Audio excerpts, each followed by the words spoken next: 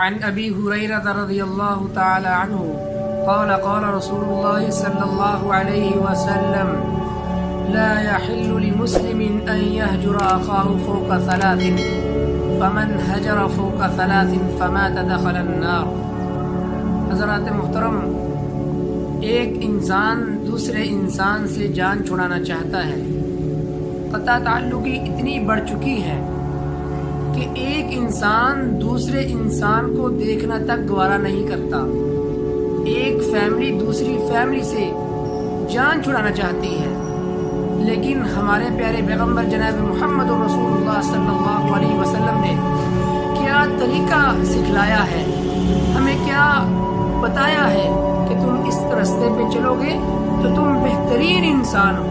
نبی صلی اللہ علیہ وسلم نے فرمایا لا يحل لمسلم ان يهجر اخاه فوق ثلاث فمن هجر فوق ثلاث فمات دخل النار۔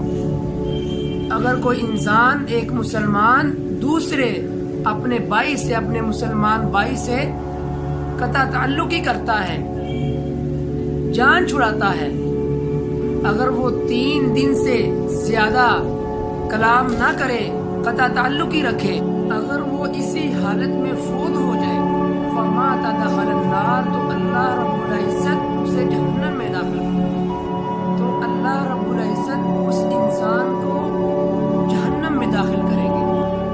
اتنی بڑی وعید ہے اس انسان کے لیے، اس خاندان کے لیے جو اس دنیا میں رہتے ہوئے اس مال کی وجہ سے، پیسے کی وجہ سے، مال و دولت کی وجہ سے اپنے ایک بھائی سے نہیں بولتا۔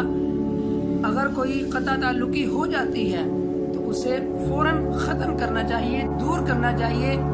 اگر ہماری کسی بھائی سے لڑائی ہو جائے تو ہم اس کو ختم کرنے کی بجائے مہینوں نہیں بلکہ سالوں پہ لے جاتے ہیں، اور ہمیشہ کے لیے ہم اس رشتے کو توڑ دیتے ہیں۔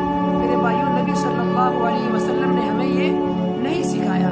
اگر کوئی صلہ رحمی کرتا ہے تو اللہ رب العزت اس انسان کو کل قیامت کے دن اپنے عرش کا سایہ نصیب فرمائے۔ اس میں کتنی بشارتیں ہیں، اللہ رب العزت کا ہم پہ کتنا انعام ہے کہ اگر ہم ایک دوسرے کو آپس میں ملائیں گے، رشتوں کو ملائیں گے، لڑائیوں کو ختم کریں گے، تو کل قیامت کے دن کیا ہم اللہ کے عرش کے حقدار نہیں ہو سکتے؟ اللہ مجھے اور آپ کو عمل کی توفیق عطا فرمائے۔ السلام علیکم ورحمۃ اللہ۔